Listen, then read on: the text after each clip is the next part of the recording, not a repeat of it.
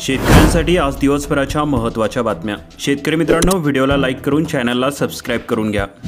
Soybean तसेच कापूस भावांतराच्या अनुदानास पीक पाहणीची अट नको, शेतकरी वंचित राहतील, मुख्यमंत्र्यांकडे पत्राद्वारे केली मागणी। पीक विमा भरलेले क्षेत्र ग्राह्य धरा। गत वर्षीच्या खरीप हंगामात सोयाबीन पीक विमा भरलेल्या शेतकऱ्यांना त्यांच्या क्षेत्रानुसार व संख्येनुसार सोयाबीन पीक नुकसान भरपाई दिली आहे। नुकसानीचे सर्वेक्षण कृषी विभाग व विमा कंपनीने केले आहे। यामुळे विमा भरलेले क्षेत्र अधिकृत मानून त्याचप्रमाणे अनुदान देण्याची मागणी अनिल जगताप यांनी केली आहे।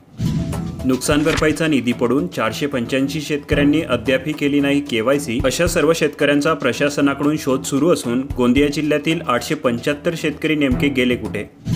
आता एका मोबाईलवरून करता येईल 100 शेतकऱ्यांची ई पीक पाहणीची नोंदणी। ॲप्लिकेशन आजपासून कार्यान्वित। भरपाईसाठी पीक पेरा आवश्यक। प्रधानमंत्री सूर्यघर मोफत वीज योजना परिमंडळात योजनेचे 1539 लाभार्थी। बुलढाणा जिल्ह्यातील 622 ग्राहकांनी आतापर्यंत वीज बिल केले 0।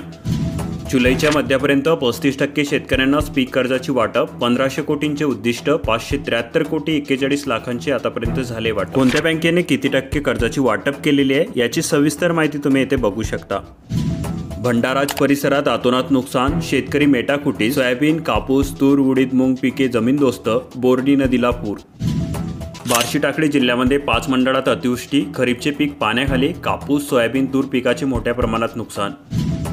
चारधाम यात्रेला चला, प्रवासासह सारं काही मोफत। मुख्यमंत्री तीर्थदर्शन योजना, तीर्थक्षेत्रांना भेट देण्याची ज्येष्ठांना संधी। या योजनेचा लाभ घेण्यासाठी लाभार्थ्याचे वार्षिक उत्पन्न हे 2.5 लाख रुपयांपेक्षा अधिक नसावे। लाभार्थी महाराष्ट्र राज्याचा रहिवासी असावा। ज्या नागरिकांचे वय 60 वर्षांपेक्षा अधिक आहे या योजनेअंतर्गत तीर्थक्षेत्राला जाण्यासाठी पात्र असणार आहेत। वाशिम जिल्ह्यामध्ये आणखी 3 दिवस पावसाचा अंदाज। नदीकाठच्या गावांना इशारा। संततधार पाऊस, नदीला पूर।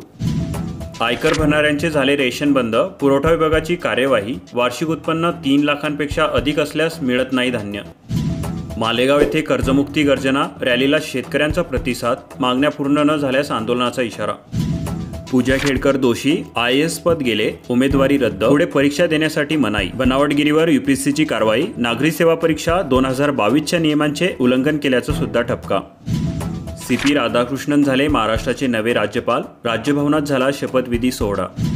एकतर तू तरी राहशील नाहीतर मी तरी राहीन, उद्धव ठाकरे यांचे देवेंद्र फडणवीस यांना थेट आव्हान। राज्यातील 65,000 शाळांतील 44 लाख विद्यार्थी गणवेश विना। जुन्याच गणवेशावर स्वातंत्र्य दिवस साजरा होणार।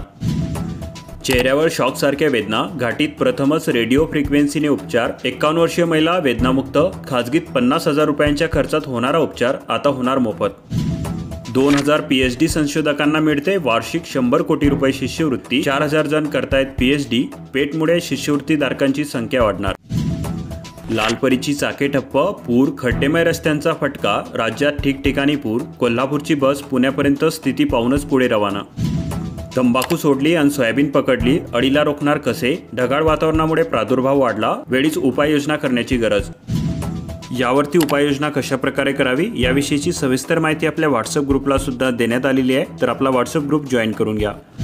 लग्न सराईचा उडतोय बार, GST वाढण्याची दास्ती। अर्थसंकल्पामध्ये आयात शुल्कात घट केल्याचा परिणाम। 6% घसरले सोन्याचे दर। सोन्याचा भाव 31 जुलै रोजी प्रतितोडा 71,700 रुपये होता, तर चांदीचा भाव हा 31 जुलै रोजी 85,500 रुपये प्रति किलो असा होता।